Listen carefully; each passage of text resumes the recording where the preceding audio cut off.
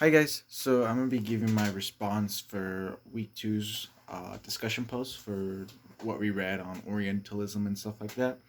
Uh, so I had a difficult time trying to understand Edward Said's thesis upon Orientalism, and I actually went to the dictionary and went to go see what Orientalism means in order for me to fully understand what he's trying to say.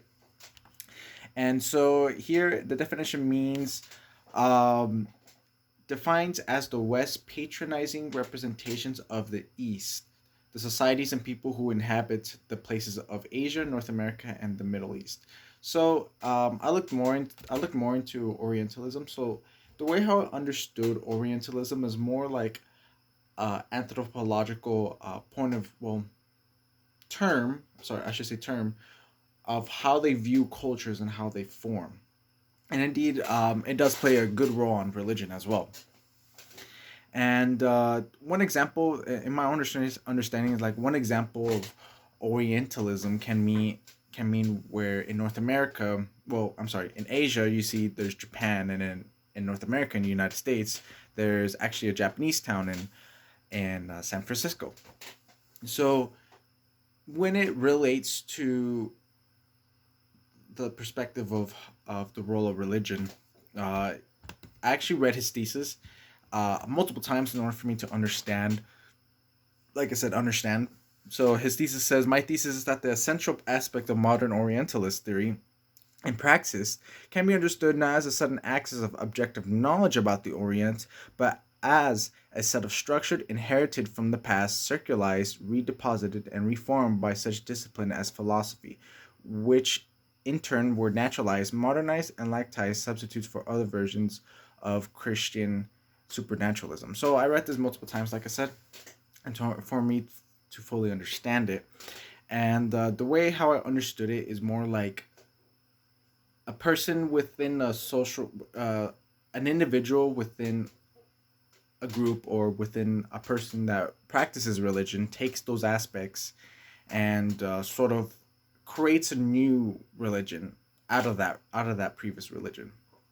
So, for example, you get Christianity, the early church. Well, this is an example of cultural change, uh, religious cultural change, and Orientalism and so forth. For example, where you see in the early church, back in the early early 100s AD, where it followed the discipline of Paul and stuff like that, where you see in the Book of Acts and stuff like that, and now you see now you see in Europe, in the West. I'm sorry. Now you see in the West, the Catholic religion, where they start to adopt uh, new forms of practices such as canonization and stuff like that. And it was really when I once I fully understood it, I was really interested upon the knowledge of modern Orientalism and stuff like that. And indeed, uh, Edward Said's thesis, and I do believe that it is very important for us to get that sort of mindset and try to compare not just religions but also cultural ideals that created, for example, denominations like Christianity, where you get Protestantism and stuff like that. But that's just another aspect of Christianity. Well, another aspect of its role in religion and how it connects to our sense of topic. And I was really interested on reading this once I fully, like I said, once I fully understand it. But I'm actually would like to learn more in the future. I would actually like to learn uh, more details of Orientalism, modern Orientalism within the class. So I might be wrong about this. If I am, I do apologize, but I really do like to learn more of what Orientalism means. So thanks.